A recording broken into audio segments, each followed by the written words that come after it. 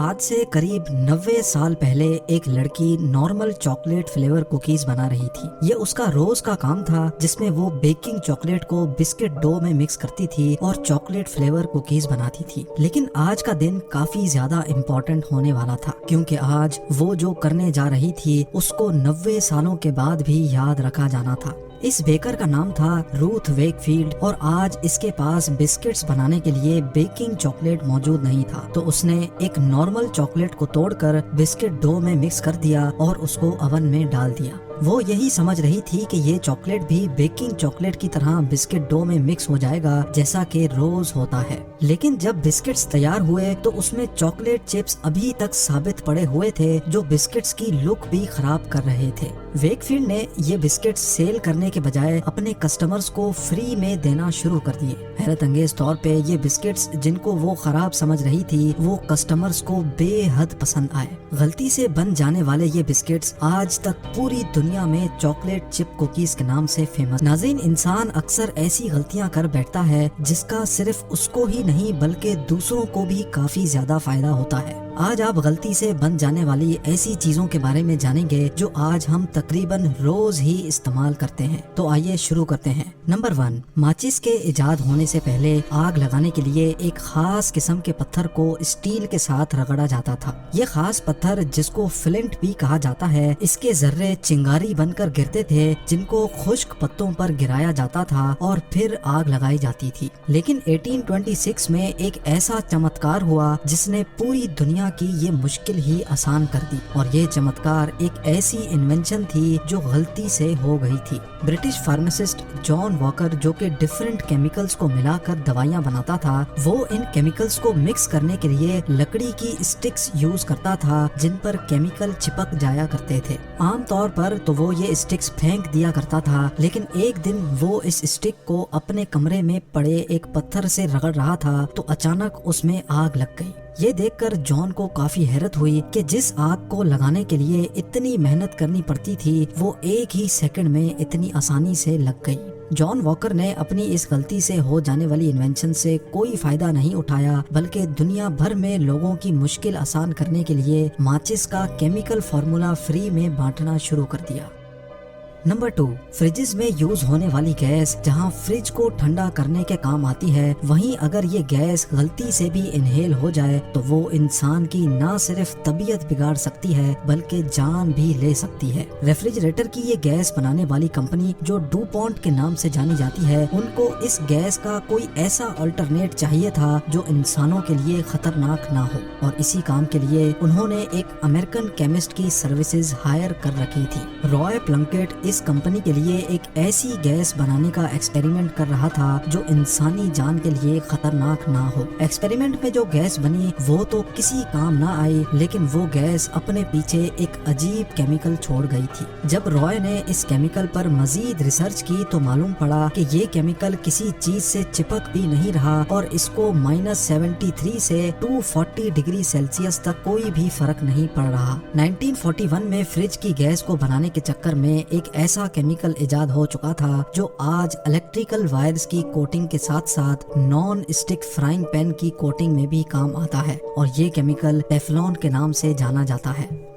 Number 3، potato chips جو کہ آج کل ہر گروسری اسٹور کے شیلف پر بھرے پڑے ہوتے ہیں اور جن کو پوری دنیا میں ایک فیمس سنیک کے طور پہ کھایا جاتا ہے۔ ان پوٹیٹو چپس کی انوینشن کے پیچھے بھی ایک بہت ہی انٹرسٹنگ سٹوری ہے۔ آج سے قریب 170 سال پہلے نیو یارک کے ایک ریسٹورانٹ مونز لیک ہاؤس میں جارج کرم نامی ایک شیف کام کرتا تھا۔ یہ ریسٹورانٹ کافی فیمس ہوا کرتا تھا، اسی وجہ سے جارج کرم پہ کام کا کافی لوڈ بھی تھا اور وہ کافی فرسٹریٹڈ بھی رہتا تھا۔ ایک دن ایک کسٹمر نے فرینچ فرائز آرڈر کیے جو جارج نے کوک کر کے سرو کر دیے، لیکن کسٹمر کو وہ فرائز نرم لگے تو اس نے واپس لوٹا دیے اور کہا کہ ان کو کرسپ کر کے واپس دو۔ 2-3 بار جارج نے فرائز کو دوبارہ کوک کیا لیکن وہ کسٹمر نہیں مان رہا تھا۔ آخرکار غصے میں آ کر جارج نے آلو کو کاغذ کی طرح انتہائی باریک باریک کاٹا اور فرائی کر کے کسٹمر کے سامنے رکھ دیا۔ غصے سے بنائے گئے کرسپی فرائز کسٹمر کو اتنے پسند آئے کہ وہ روز جارج کے ہاتھ کے یہ خاص چپس کھانے پہنچ جاتا تھا، اور یوں پوٹیٹو چپس پہلی بار غلطی سے ایجاد ہوئے تھے اور آج تک پوری دنیا میں سب کے فیوریٹ ہیں۔ Number 4، American chemist doctor Spencer silver 3M company کے لیے کام کرتے تھے۔ یہ اپنی کمپنی کے لیے ایک ایسی گلو بنا رہے تھے جو حد سے زیادہ اسٹکی ہو، یعنی وہ گلو جب کسی چیز پر لگے تو اترنے کا نام بھی نہ لے۔ لیکن ایکسپیریمنٹ کے دوران ڈاکٹر اسپینسر سے جو گلو بنی وہ اس کے بالکل اپوزٹ تھی۔ یہ گلو صرف اتنی اسٹرانگ تھی کہ وہ ایک کاغذ کے ٹکڑے کا وزن جھیل سکتی تھی، لیکن ڈاکٹر اسپینسر نے نوٹس کیا کہ یہ کاغذ کو نہ ہی خراب کر رہی ہے اور نہ ہی کاغذ کو ایک جگہ سے نکال کر دوسری جگہ لگانے پر اس کی پاور ختم ہو رہی ہے۔ 1968 میں ہونے والے اس فیلڈ ایکسپیریمنٹ میں جو گلو بنی تھی اس کو آج تک آفیسز اور کالجز میں بھرپور استعمال کیا جاتا ہے، جس کو ہم پوسٹ اٹ نوٹس یا پھر اسٹکی نوٹس کے نام سے جانتے ہیں۔ نمبر 5، دنیا کی تکلیف آسان کرنے کے لیے ایک اور یوزفل چیز بھی غلطی سے ہی ایجاد ہوئی تھی۔ فرینچ کیمسٹ ایڈورڈ بینیڈکٹس اپنی ڈیسک پر کچھ کام کر رہے تھے کہ ان کا ہاتھ ڈیسک پر پڑے ایک گلاس بیکر پر لگا جو بری طرح زمین پر گر گیا۔ لیکن ایڈورڈ کو حیرانی اس بات پر ہوئی جب انہوں نے یہ دیکھا کہ یہ شیشے سے بنا پتلا بیکر اتنی بری طرح گرنے کے باوجود بھی نہیں ٹوٹا، بلکہ اس میں صرف کریکس پڑ گئے تھے۔ یہ دیکھ کر ان کو ماجرا سمجھ نہیں آیا کہ آخر گلاس ٹوٹا کیوں نہیں۔ بعد میں ان کو معلوم پڑا کہ پچھلی بار اس بیکر میں انہوں نے جو کیمیکل مکس کیے تھے اس کیمیکل کی ایک لیئر گلاس پر رہ گئی تھی جس نے گلاس کے ٹکڑوں کو بکھرنے سے روک لیا تھا۔